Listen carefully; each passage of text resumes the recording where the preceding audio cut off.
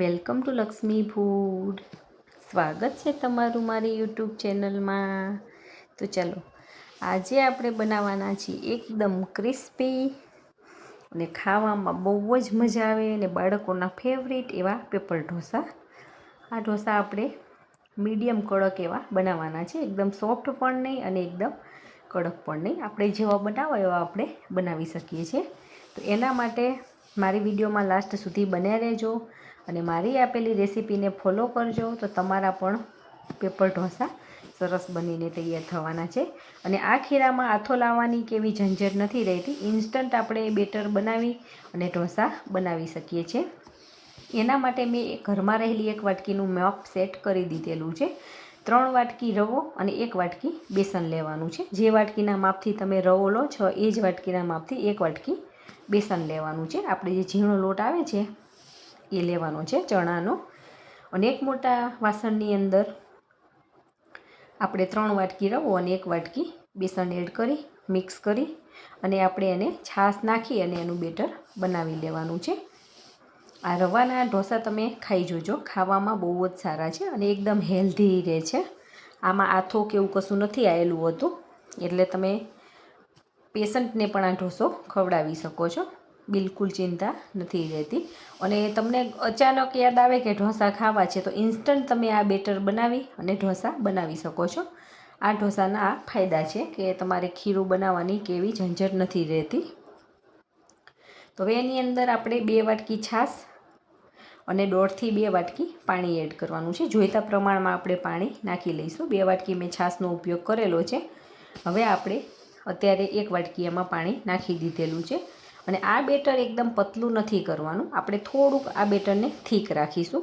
કેમ કે આપણે આ ક્રિસ્પી ઢોસા આપણે લોખંડના તવા ઉપર બનાવતા હોઈએ છીએ, એટલે એની અંદર એકદમ પતલું ખીરું હશે તો તવામાં ચોંટી જશે. એટલા માટે આપણે થોડુંક થીક બેટર રાખવાનું છે. અને બેટરની કન્સિસ્ટન્સી કેવી રાખવાની છે હું તમને બતાવું છું. આપણે અડધી વાટકી જેવું હજી પાણી એડ કરેલું છે.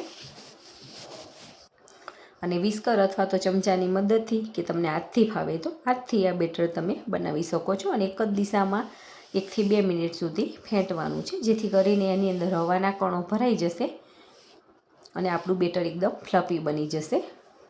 આની અંદર બીજું મીઠું નાખવાનું છે, બીજા કંઈ ઇન્ગ્રીડિયન્ટ્સ આપણે નથી એડ કરતા. ટેસ્ટ પ્રમાણે આમાં મીઠું એડ કરી દઈએ છીએ.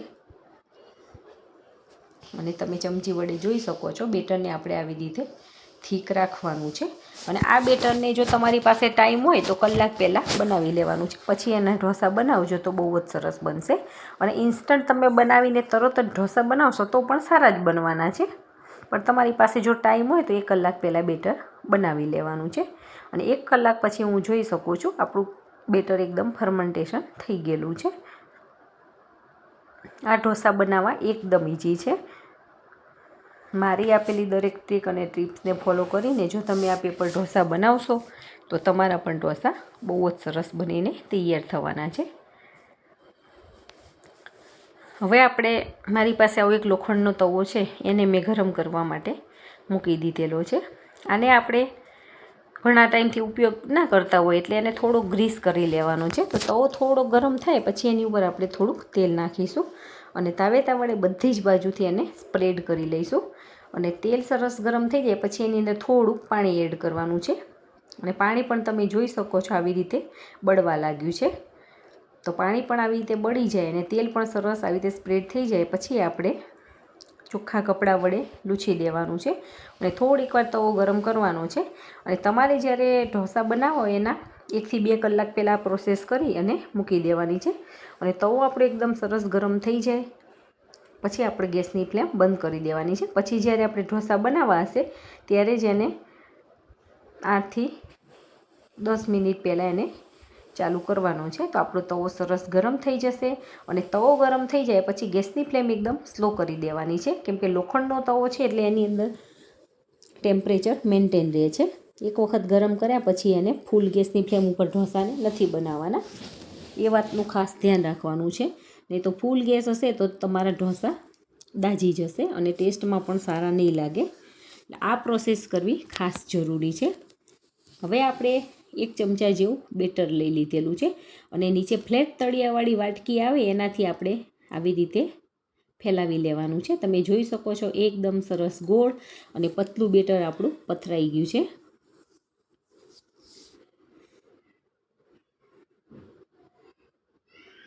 આપણે આને આ બેટર નાખ્યા પછી ગોળ ફેરવવામાં સ્પીડ રાખવાની છે, જેથી કરીને બધી જ બાજુથી સરખું સ્પ્રેડ થાય અને ગેસની ફ્લેમ સ્લો હશે એટલે નીચે દાઝવાની પણ ચિંતા નહીં રહે. અને આપણે આ પેપર બટરમાં બનાવી છે. તમે ઓઇલનો પણ ઉપયોગ કરી શકો છો. તમે ફૂડ ઓઇલનો જે ઉપયોગ કરતા હોય એ ઓઇલમાં પણ બનાવી શકો છો, પણ બાળકોને બટરમાં બનાવેલા સારા ગમતા હોય છે એટલા માટે આપણે એને બટરમાં બનાવીએ છીએ.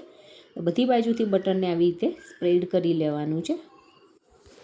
અને જો તમે મારી વિડીયોમાં નવા હોય અને હજી સુધી ચેનલને સબસ્ક્રાઈબ ના કરી હોય તો ફટાફટ સબસ્ક્રાઈબ કરી દેજો અને બાજુમાં રહેલા બેલ આઇકોનને પ્રેસ કરી દેજો, જેથી કરીને આવનાર તમામ નવી રેસીપીના વિડીયો ફટાફટ તમારી સુધી પહોંચી જાય. હવે બટર સ્પ્રેડ થઈ ગયું છે અને એકદમ ગરમ થઈ ગયું છે, તો ઉપરથી આપણે સૂકું મરચું પાવડર અને ગરમ મસાલો બંને થોડુંક મિક્સ કરી અને થોડોક ચાટ મસાલો, આ 3 વસ્તુ મિક્સ કરીને મેં મસાલો બનાવેલો છે એ થોડોક સ્પ્રિંકલ કરી લઈશું અને ઉપરથી થોડાક લીલા ધાણા એડ કરી દેવાના છે.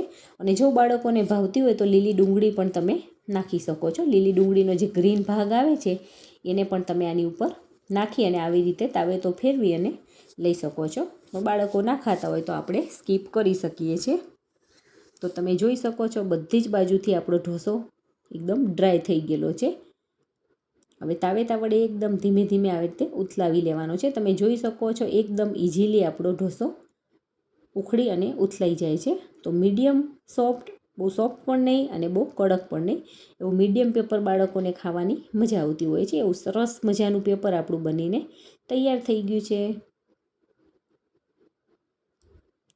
તો છે ને એકદમ સરસ, જોતાં જ ખાવાનું મન થઈ જાય એવા સરસ મજાના પેપર ઢોસા આપણા બનીને તૈયાર થઈ ગયા છે. જો તમને મારો વિડીયો પસંદ આવે તો વિડીયોને લાઇક કરજો અને તમારા ગ્રુપમાં ચોક્કસથી શેર કરજો અને તમે પણ આવી રીતે બનાવજો અને કમેન્ટ કરીને મને કહેજો કે તમારા પેપર ઢોસા કેવા બને છે.